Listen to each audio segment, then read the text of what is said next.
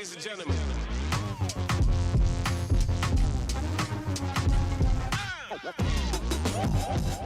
Ôi bà chụp chi sự đây mừng cổ thế miền tái sợi trai thế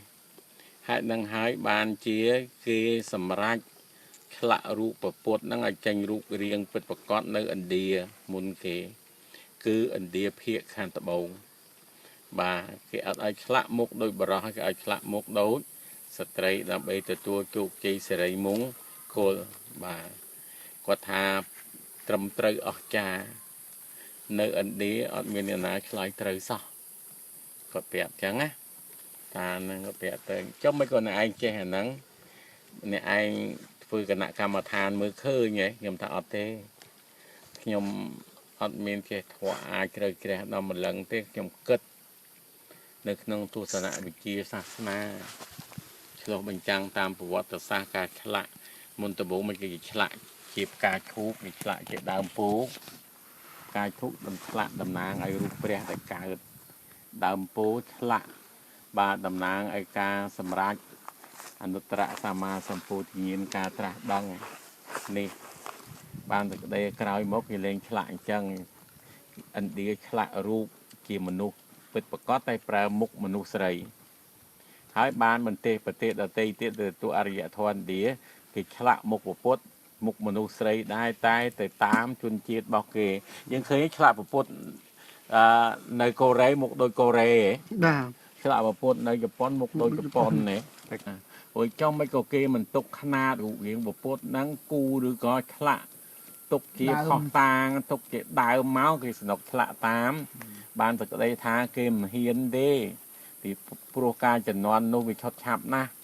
bị xạ sứt na mà lo hai dương thuê kho tại khna anh tách dương bạc thôn na thì mình chấm nửa chăng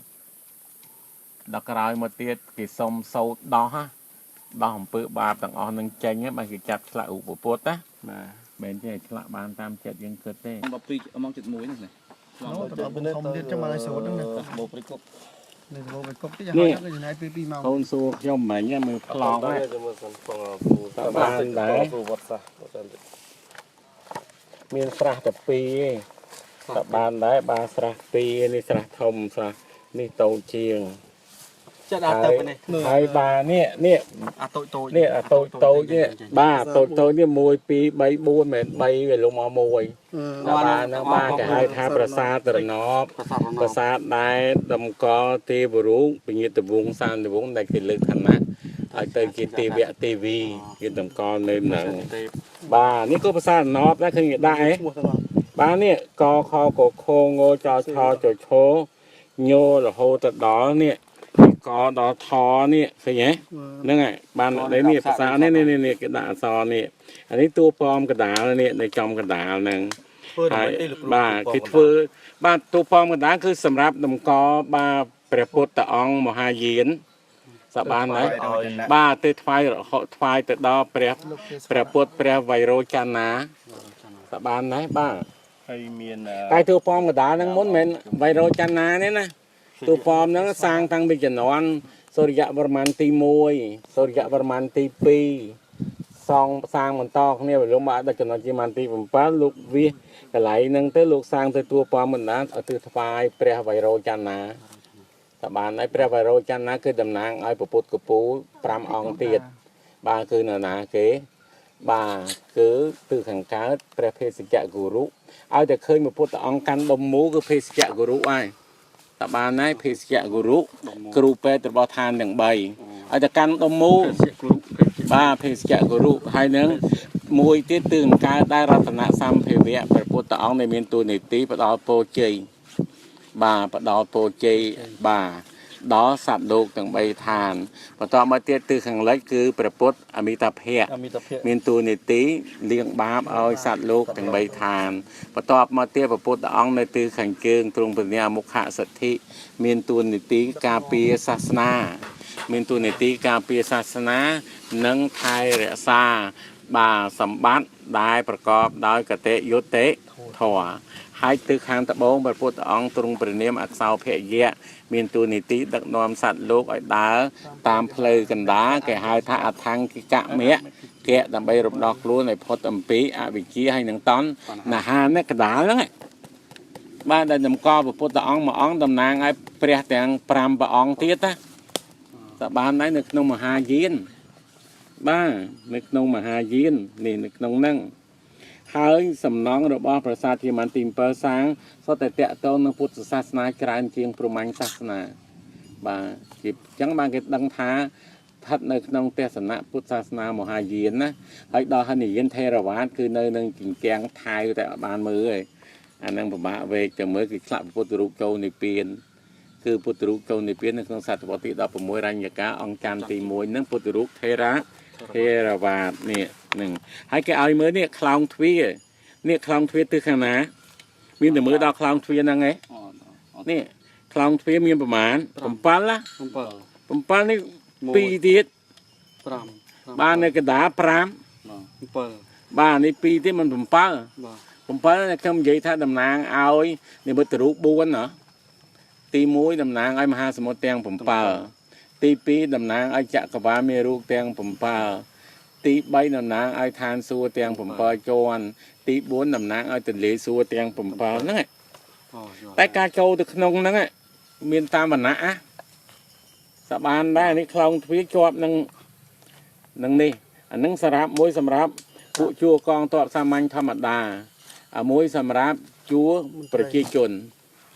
បាទហើយផុតពីហ្នឹងគឺសម្រាប់កណ្ដាលនេះវណ្ណៈក្សត្រ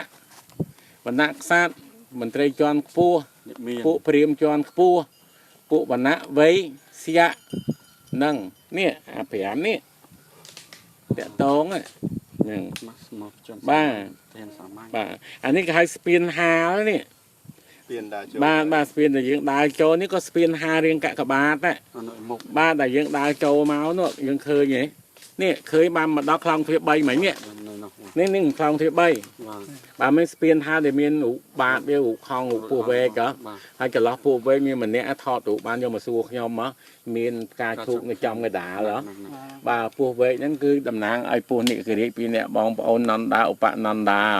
ហើយផ្កាឈូកកដាលតំណាងឲ្យពុទ្ធសាសនាមហាយានហ្នឹងកន្លែងហ្នឹងបាទនៅប្រាសាទនេះពាន់មានបាទនាគពាន់ក៏មានដែរពាត់ជុំវិញប្រាសាទនៅកណ្ដាលញែកខ្លួនកតុយពាន់ចូលគ្នាចង្អុលឡើងទៅលើនឹងអំណាចពុទ្ធសាសនាមហាយានកតុយតែពាត់នឹងហើយក្បាលទាំងសងខាងអំណាចការពារលោក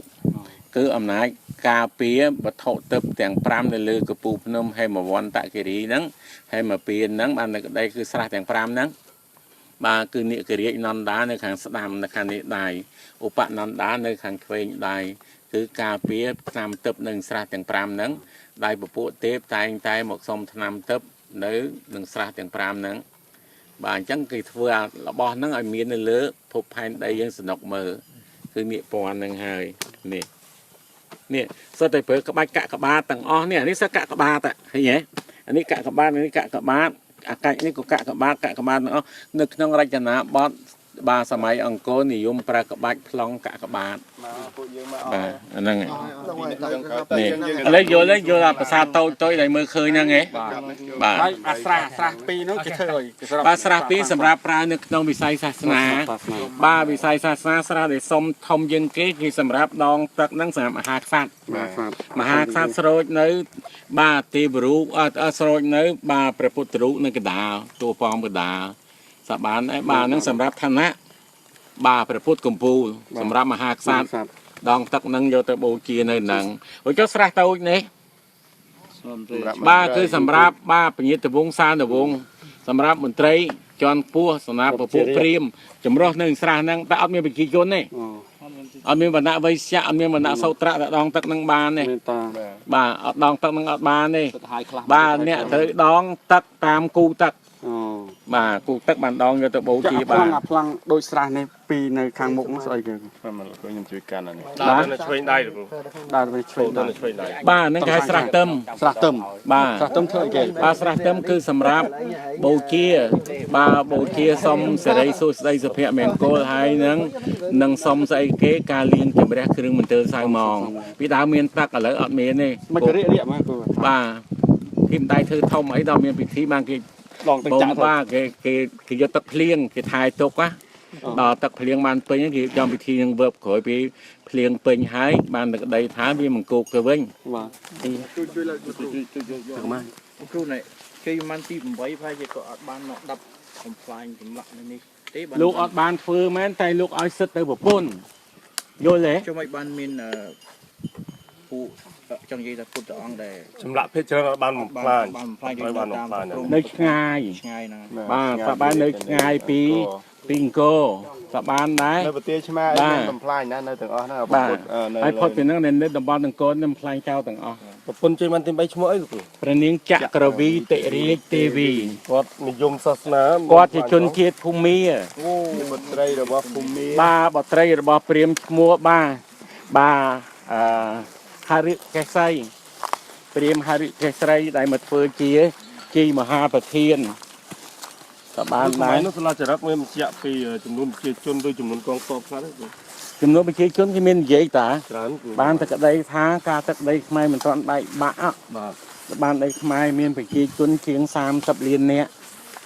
តំបន់អង្គរយើង អត់ទេមកទូទាំងប្រទេស គាត់នៅក្នុងរាជធានីអង្គរ នោះនៅសម័យ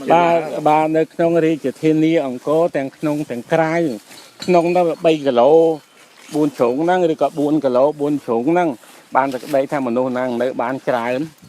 បានតែក្តីថាគឺនៅក្នុងអង្គសាំងនិងនៅខាងក្រៅបាទប្រទេសបារាំងមានប្រជាជនតែ4-5ម៉ឺននាក់ទេហើយខ្មែរយើងមានប្រជាជនរហូតដល់5ទៅ6លាននាក់អស់ទាំងក្នុងទាំងនៅខាងក្រៅអង្គសាំងអង្គរធំហ្នឹងណា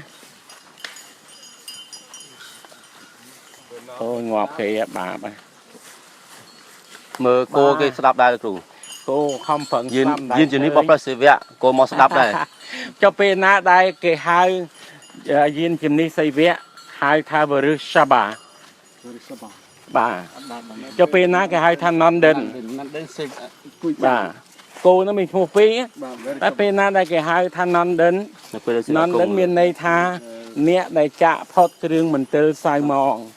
អ្នកដែលប្រកបដោយភាពបរិសុទ្ធបាទ ពី3ចុង មានឈ្មោះពីរ បាសកា បាទមានឈ្មោះពីរវរឹសាបា បរិសបា នៅមែនបាសកាយវរឹសាបា បរិសបា បានហៅពេលណា បាទពេលដែរពេលលោកគង់លើខ្នងគោនណ្ឌិនតែមួយអង្គឯងគោហ្នឹងគេហៅថានណ្ឌិនពេលដែលចម្លាក់គោហ្នឹងនៅតែឯងក៏គេហៅថានណ្ឌិនតែពេលដែលលោកគង់ជាមួយនឹងឧមានៅលើខ្នងគោនណ្ឌិនបាទគេហៅថាវរឹសាបានៅប្រទេសខ្មែរប្រទេសស្រីក៏មានដែរអង្គុយជាមួយបាទឲ្យតែអង្គុយមួយប្រពន្ធគឺគោហ្នឹងគេហៅវរឹសាបា បរិសបាមានន័យថាម៉េចគ្រូ បាទវរឹសាបាបានសេចក្តីថាវរឹសាបាមានន័យថាលំអងផ្កាទឹក អូលោកអនកាត់ទៅ បាទសត្វគោដែលមានបាទដែលមានកំណើតចេញពីលំអងផ្កាទឹក ចន្ទណាន់ដិនកាត់ចេញទៅ បាទនណ្ឌិនគឺគោតែមួយហ្នឹង គោតែមួយ ប៉ុន្តែគេនិយាយថាគោហ្នឹងមិនមែនមានកំណើតចេញពីនេះទេគេចង់និយាយថានណ្ឌិនគេថាអ្នកបាទអ្នកដែរមែនទេអាហ្នឹងរឿងដែលគេនិយាយខុសហើយកាលហ្នឹងមានតន់មាននណ្ឌិនមានអីពីណាមកបាទបានតែដីថាគឺគេនិយាយអ្នកដែរប្រះចាកគ្រឿងមន្ទិលសៅម៉ងគឺអ្នកដែលបរិសុទ្ធពាក្យថានណ្ឌិនហ្នឹងណា ចឹងនណ្ឌិនមិនកើតចេញពីគោសមុទ្រទឹកដោះទេ អត់ទេអាហ្នឹងរឿងដែលគេសរសេរក្នុងគម្ពីររបស់រដ្ឋឥណ្ឌាខ្លះដែលនិយាយខុសទេ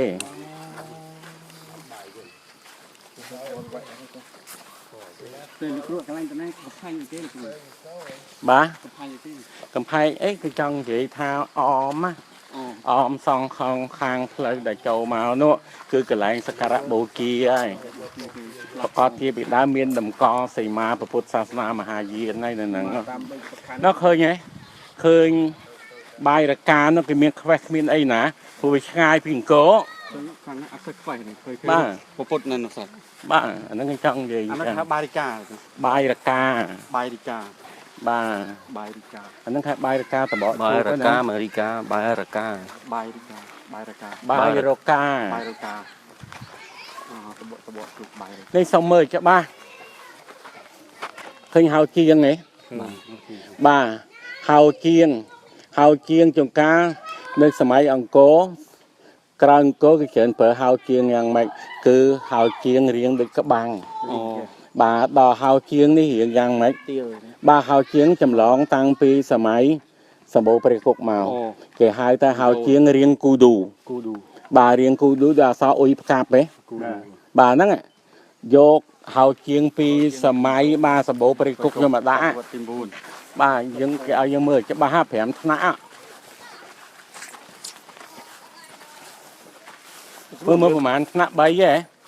môi pi bay vậy bà bay nã hai thằng lớn các bác ca thu của pom đầm nang ai chạ cờ bà ព្រោះមានបណ្ដាឡៃទៅ khả năng lấy nó không à ចូលទៅក្នុង nhưng ba sập hơi ai mơ mà nhở sập hơi nhưng hơi ai đặt nông nữa hả នៅក្នុង cái bộ ai cha cần tạo được không ចារៀងដែលគ្រូតែងកន្លែងអង្គុយនិយាយគ្នាមិនហ្នឹងអានោះ